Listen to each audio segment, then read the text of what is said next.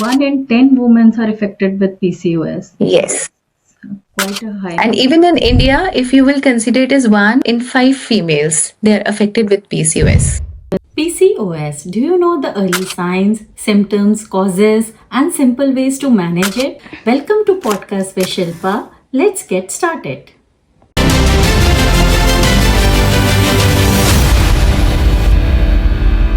Hi Geetanjali, welcome to my show Podcast with Shilpa. How are you? Hello Shilpa, thank you for inviting me, having me in your podcast. We are going to talk about a very important topic today, PCOS. And let's start with the basic. Like in very simple words, can you explain what is PCOS? Right. So PCOS, as the full form is Polycystic Ovarian Syndrome. So this means that it is actually related to the high insulin body type. It is actually an endocrine disorder, which means it is related to the hormonal imbalance in the body. So it can be genetic, but the problem is if it is not being taken care in early stage, it may lead to diabetes also, some heart disease also, and cholesterol also. What is the difference between PCOS and PCOD? The major difference is in PCOS, whole body is affected.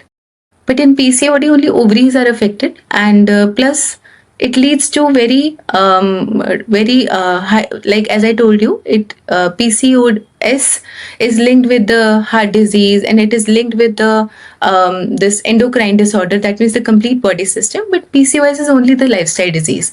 But in PCOS, we need additional medical care if it goes beyond limits. We talk about that. How common is PCOS and what certain age groups or types of women are more effective with PCOS?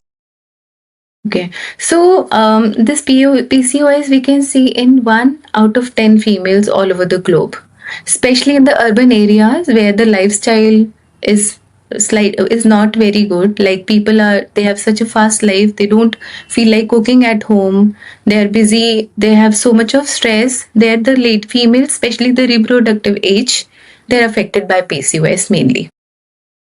1 in 10 women are affected with PCOS. Yes. Quite a high. And even in India, if you will consider it as 1 in 5 females, they are affected with PCOS.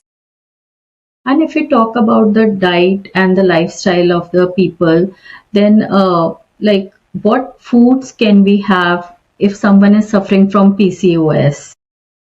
So best foods are high fiber foods, and we can have like low GI fruits, and we can have all the vegetables.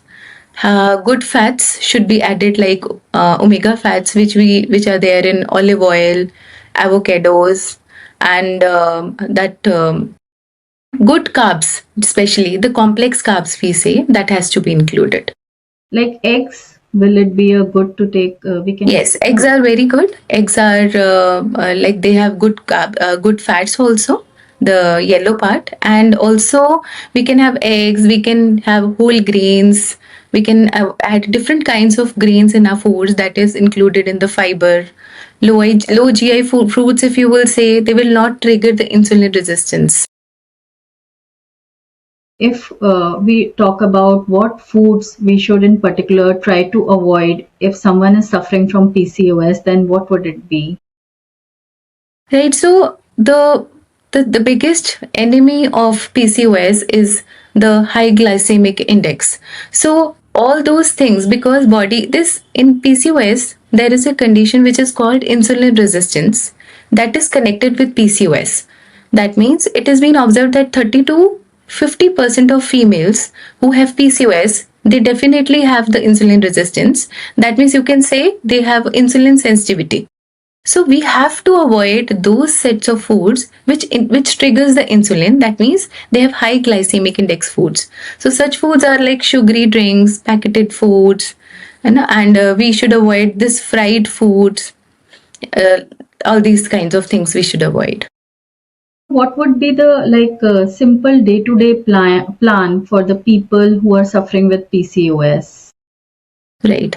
So, according to me, we can include certain set of detox waters. Like we can include the dhania water, especially in the morning. The cinnamon or water we can take in the morning.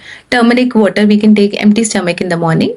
After having all these kinds of waters, we can have go to the breakfast. Breakfast we can include high proteins. We can include like eggs. You said we can add in eggs, we can add paneer, we can have chila in the morning, moong dal chila, besan chila, these kinds of things in the morning. And in the lunch time, we can add some chapati, which can be multigrain, which can be whole wheat, which can be jawar atta or any kind of atta. We can have add salads also. Different kind of salads are available. We can add roti sabji, dahi, raita, all these things. In dinner should always be light and it should be early. So in dinner, we can have like dal. We can add soups, thick soups. We can add sabji. If a person wants to have chapati with it, yes, definitely jawar will be better than the whole wheat. So this should be the schedule in a day. And if we want to talk about intermittent fasting, so it is helpful in PCOS. Intermittent fastings is good, but it should be done under supervision. So definitely guidance is important. And if you're talking about not only intermittent fastings, even if the foods we are adding in, that has to be under the supervision. The proper diet system, proper diets, foods which has to be taken care, it depends upon the person to person. So intermittent fastings are good, but it varies from person to person depending upon the status of the PCOS that is being recommended or not. Much can a lifestyle of a person or a diet can help in managing the PCOS? A lot, a lot, I would say. So balance. The key is the balanced food. The food should be balanced. There should be a balance of high fiber, good fats, good carbs, high protein diet, especially the lean protein. We should have sleep that affects a lot. So we should have a proper sleep. We should have the physical activity should be there. It should not be the sedentary lifestyle. Proper set of supplements we need if required that should be given, like vitamins and like vitamin B, vitamin D. These has to be taken along with the diets to cover up the levels. Okay. And like if we talk about the signs and the symptoms of the PCOS, so what are the early signs of PCOS? So the early signs are irregular periods, of course, and the mood swings we can observe. We can see low energy, and sometimes like all of a sudden there is a weight gain, and the person is not able to lose. So these are the early signs which we can consider. Like, what will be the top five symptoms you will like to tell as a nutrition that women usually experience in PCOS? Right. So the first most is the most important is the irregular periods or maybe missed periods, Mhm. acne on the face, especially in the chin area, and they are the stubborn acne which does not go easily. And like sugar cravings, they have a lot, and the darkening of the skin. These things can be, if these things are there, that person should get that checked by the doctor. Like, what are the like signs of PCOS on the skin or on the body that people can notice early? Right. So especially as I told you that the main reason behind PCOS is the insulin resistance. Insulin resistance.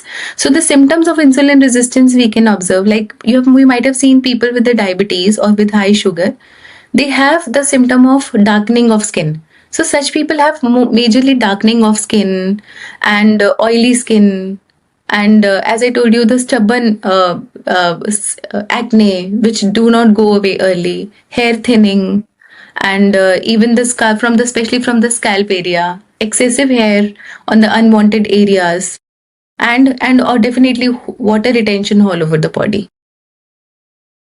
These days, we see in a lot of news that teenage girls are so much affected with PCOS. So, what is the biggest reason for that?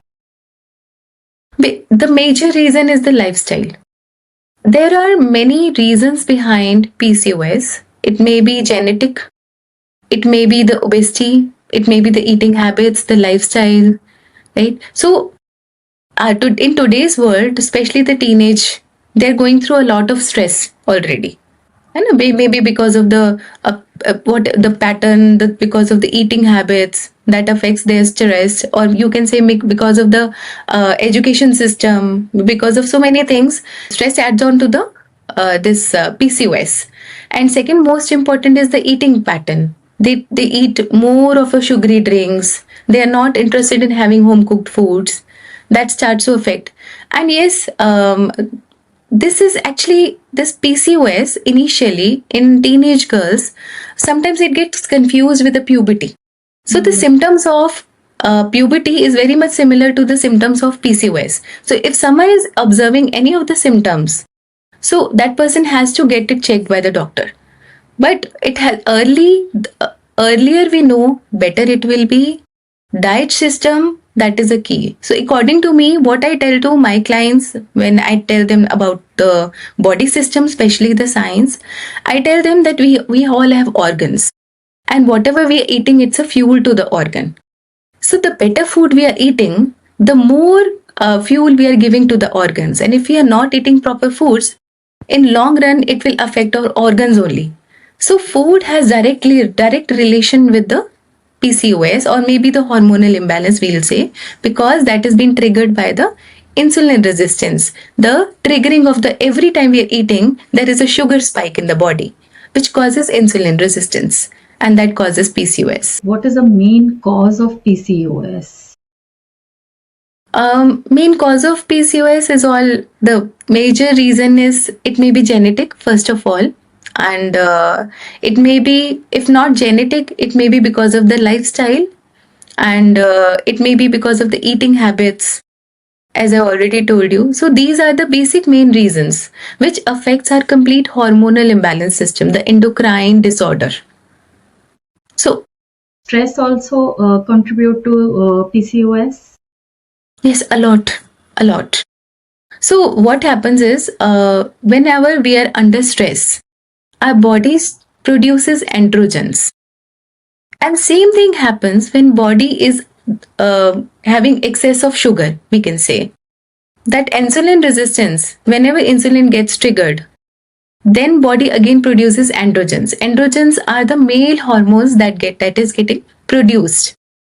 Okay, so whenever these male hormones are being produced, when it is more, it will start to give the more signals, like all the symptoms of males that will start to come, like facial hair, unwanted hair, sometimes the voice that gets heavy, and sometimes the females may feel that there is a scanty hair, the hair thinning has occurred. So this is all because of the stress. Stress is contributing a lot to the PCOS. Yes, yes. These days, kids are also having a lot of stress and they don't have much to talk about their emotional Yes. needs because both the parents are working. They don't have much time for the kids. So I think. But here in this case, I would like to add, Shilpa, that nowadays people don't have time for their kids.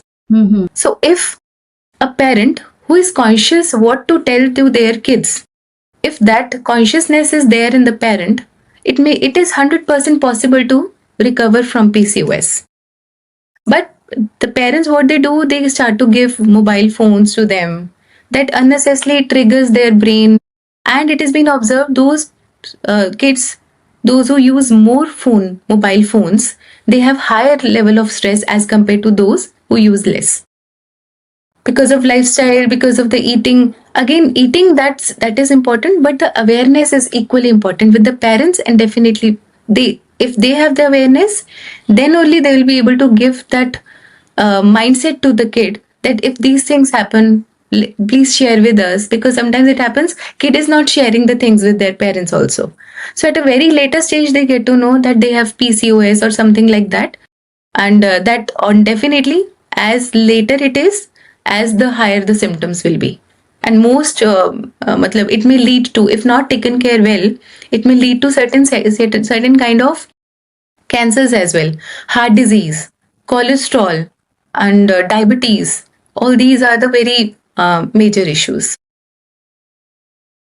I think it's very important, like you said, Gitanjali, it's very important for the parents to communicate with the kids and understand their emotional needs, what is happening in their school, with their friends and everything, so that if they are doing something wrong, the parents can aware them that this is right, this is wrong, because they don't know, right? So it's very important to communicate and make them aware that what is right and what is wrong.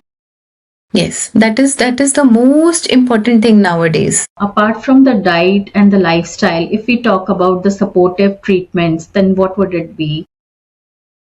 Supportive treatments would be, of course, in some cases, medication are required that is being given by the doctor. In other cases, I will say there are certain remedies I can suggest. Like we can have 1 inch of aloe vera, empty stomach every morning. Do it for at least 2 to 3 months.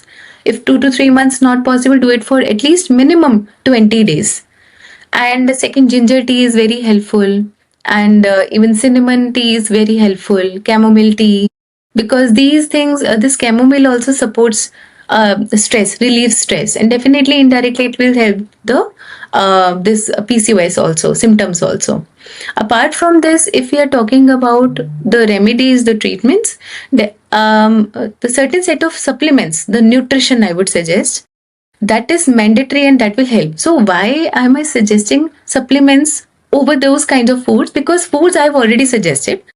What supplements do is they regularly provide the same set of nutrition every day, which we cannot get every day until unless we are eating similar kinds of food or we are very conscious about it. So certain set of supplements I will ask to take mandatory, especially the B vitamin. Inositol is one of the most important vitamin for this PCOS healing. So, which is vitamin B8. And I would say the combination, that means B complex is the best. Vitamin D, it has been observed that females with PCOS, they are lacking in vitamin D also. Omega, as I told you, omega good fats are very, very important here. If a person takes avocados, olive oils, and nuts, if they take, that is the best. Apart from it, yes, omega, if a person is vegetarian, because omega is maximum in salmon fish, tuna fish. This non vegetarian is more. If they are not taking that, it is better to take omega also.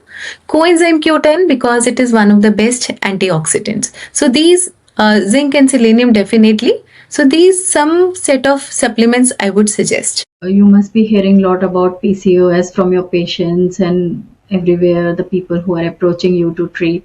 So, what is the biggest myth about PCOS you have heard so far? So the biggest myth is it cannot be cured. Only medicine is the only solution. And third biggest myth is that person cannot conceive. These all are the myths.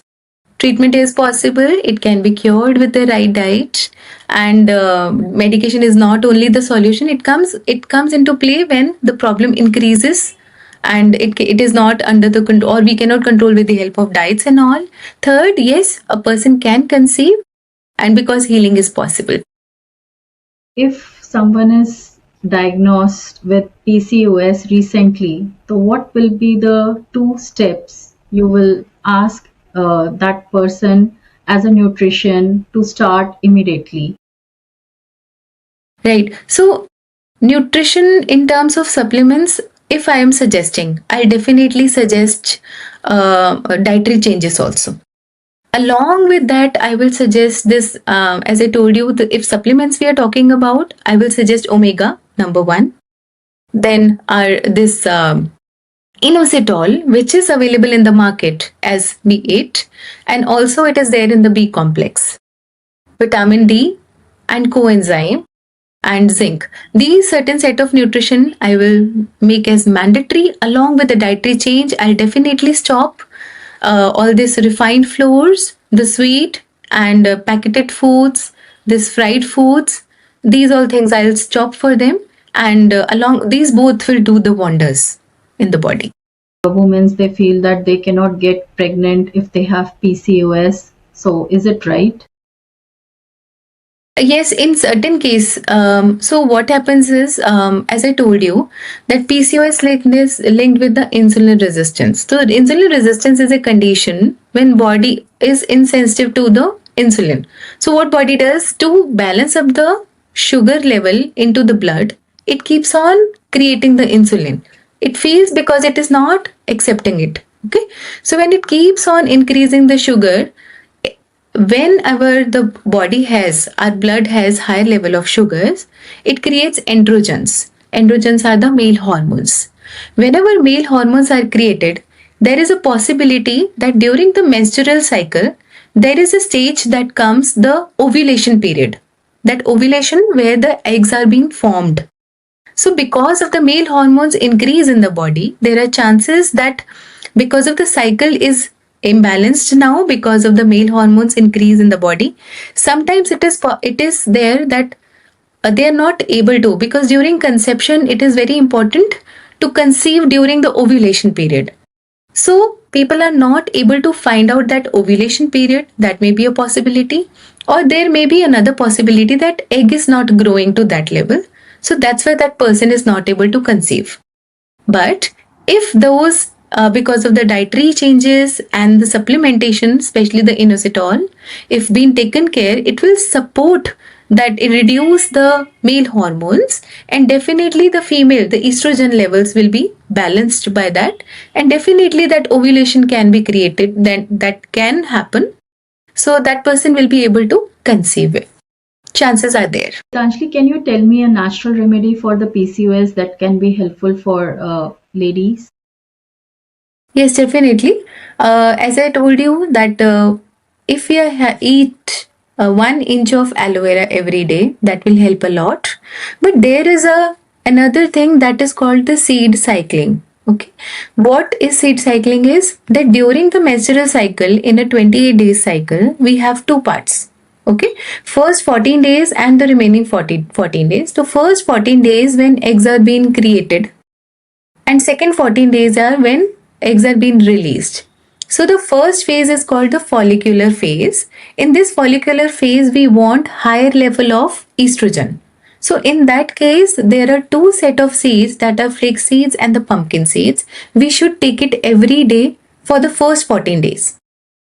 After ovulation there is a phase which is called the in luteal phase. Okay, in this phase it is observed that we need higher value of progesterone, and in that case we can add sesame seeds, we can add sunflower seeds, and we should eat the combination of two every single day. So, if I summarize this whole episode for the PCOS, the key points from this episode that we have learned today is that PCOS is common and it is manageable. Second thing is, with the help of diet, our lifestyle, doing the right exercise, we can help in managing the PCOS. Third thing is, PCOS is not the end of the world. Women with PCOS, they live healthy life. And the last thing is, we can start simple and we can go step by step and we can recover from it, right? And Yes. with the help of, like, if we are able to detect PCOS early through the signs and the symptoms and the awareness, then it can be detected early and we can treat them on the right time. We can treat it on the right time, right? Correct. Here, one thing I would like to add, like there are certain tests we can get it done to understand that whether a person has PCOS or not. So initially there are certain symptoms, as I told you, that the missed periods, and maybe if a family history is there, and maybe that person has the higher insulin resistance, or we can say that all the darkening of the skin symptoms are there. Those are the first symptoms that nearly clears out ki that person has PCOS. But there is another test, we can get it done, the ultrasound of the pelvic region or the abdomen region. So from there they'll find out the ovaries, the size of ovary, and or there is a cyst are there in the ovaries or not. And blood test that will help is definitely we are talking about insulin resistance from so long. So HbA1c we can get it checked, and insulin test we can done, and hormonal issue, hormonal testosterone is this we can get it, androgens we can get it tested, vitamin D and B. All these tests when we'll get it done, we'll there will be a clarity that whether we have PCOS or not. You so much, Miss Geetanjali, for coming on my show and giving such a practical and helpful advice on PCOS for our listeners. I think this content will be helpful for them, and with the help of their diet, lifestyle, and right exercise, and also awareness, this will help in managing the PCOS and changing their life. Thank you so Yeah. much. Thank you so much, Shilpa, for having me. I'm happy that I am able to give my knowledge to the people, and I would like people to get fit and fine. But in case they need any help or something, they can get back to me also. Or anyone who is giving proper, who can guide them about diets and nutrition and whatever that is according to their body. Thank you.